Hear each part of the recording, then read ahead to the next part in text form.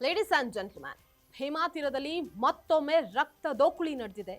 ಒಂದೇ ಕುಟುಂಬದ 6 ಮಂದಿಯನ್ನ ಕೊಚ್ಚಿ ಕೊಲೆ ಮಾಡಲಾಗಿದೆ. ಹಲವು ವರ್ಷಗಳಿಂದ ಹೊತ್ತಿ ಉರಿತಾ ಇದ್ದಂತಹ ದ್ವೇಷ ಕೊನೆಗೆ ಕೊಲೆಯಲ್ಲಿ ಅಂತ್ಯವನ್ನ ಕಂಡಿದೆ. ಗುಂಡಿನ ದಾಳಿ ಹಾಗೆ ಮಾರಕಾಸ್ತ್ರಗಳ ದಾಳಿಗೆ ಇಡೀ ಭೀಮಾ ತೀರವೇ ಬೆಚ್ಚಿ ಬಿದ್ದಿದೆ. ಅಷ್ಟಕ್ಕೂ ಈ ಘಟನೆ ನಡೆದದಾದ್ರೂ ಎಲ್ಲಿ, 6 ಮಂದಿಯನ್ನ ಭೀಕರವಾಗಿ ಹತ್ಯೆ ಮಾಡಿದ್ದಾದ್ರೂ ಯಾಕೆ, ಇದೆಲ್ಲದರ ಕಂಪ್ಲೀಟ್ ಡೀಟೇಲ್ಸ್ ನೋಡ್ತಾ ಹೋಗೋಣ. ವೀಕ್ಷಕರೇ, ನೆಲ ಜಲ ಭಾಷೆಗಾಗಿ ಪ್ರಾಮಾಣಿಕ ಪತ್ರಿಕೋದ್ಯಮ. ನೀವು ನೋಡ್ತಾ ಇದ್ದೀರಾ ಫೋಕಸ್ ಟಿವಿ. ನಾನು ನಿಶ್ಚಿತ.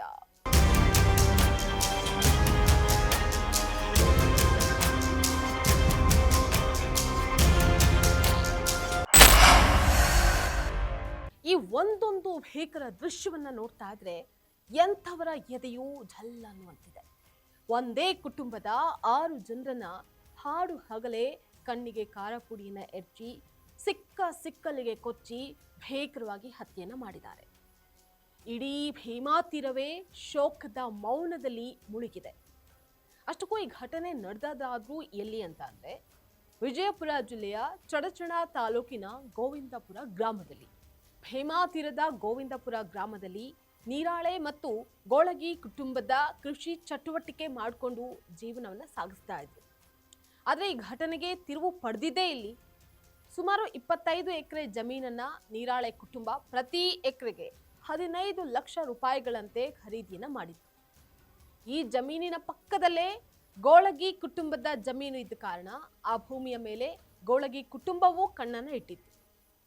ಜಮೀನನ್ನ ಖರೀದಿ ಮಾಡದಂತೆ ನೀರಾಳೆ ಕುಟುಂಬಕ್ಕೆ ಎಚ್ಚರಿಕೆಯನ್ನ ನೀಡಲಾಗಿತ್ತು. ಆದ್ರೂ ಕೂಡ ನೀರಾಳೆ ಕುಟುಂಬ ಭೂಮಿ ಖರೀದಿ ಮಾಡಿತ್ತು. ಇದರಿಂದ ಎರಡೂ ಗುಂಪುಗಳ ನಡುವೆ ದ್ವೇಷದ ಕಿಡಿ ಹೊತ್ಕೊಂಡಿತ್ತು.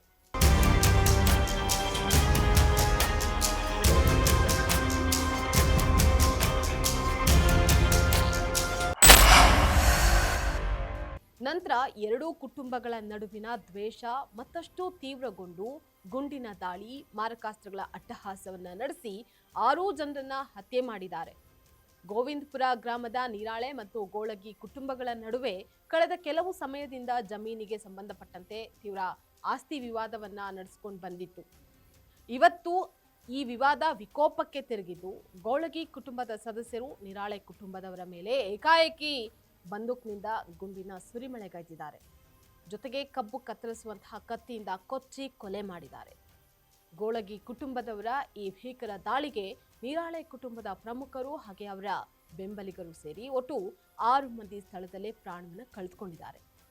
ಮೃತರನ್ನ ರೇವಣಸಿದ್ದಪ್ಪ ನೀರಾಳೆ, ದುಂಡಪ್ಪ ರೇವಣಸಿದ್ದಪ್ಪ, ಶಿವಪುತ್ರ ರೇವಣಸಿದ್ದಪ್ಪ ನೀರಾಳೆ, ಚಂದ್ರಶೇಖರ್ ನೀರಾಳೆ, ಶಬೇರ್ ನಧಾಫ್ ಅಂತ ಗುರುತಿಸಲಾಗಿದೆ.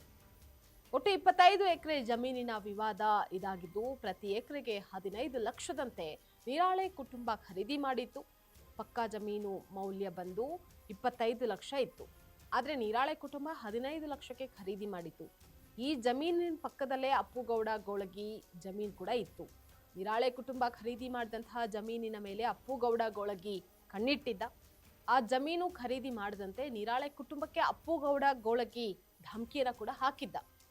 ಇದನ್ನ ಮೀರಿ 25 ಎಕರೆ ಜಮೀನನ್ನ ನೀರಾಳೆ ಕುಟುಂಬ ಖರೀದಿ ಮಾಡಿತ್ತು. ಪಕ್ಕದ ಜಮೀನು ಹೋಯ್ತಲ್ಲ ಅಂತ ಇಡೀ ನೀರಾಳೆ ಕುಟುಂಬವನ್ನೇ ಗೋಳಗಿ ಕುಟುಂಬ ಸರ್ವನಾಶವನ್ನ ಮಾಡಿದೆ.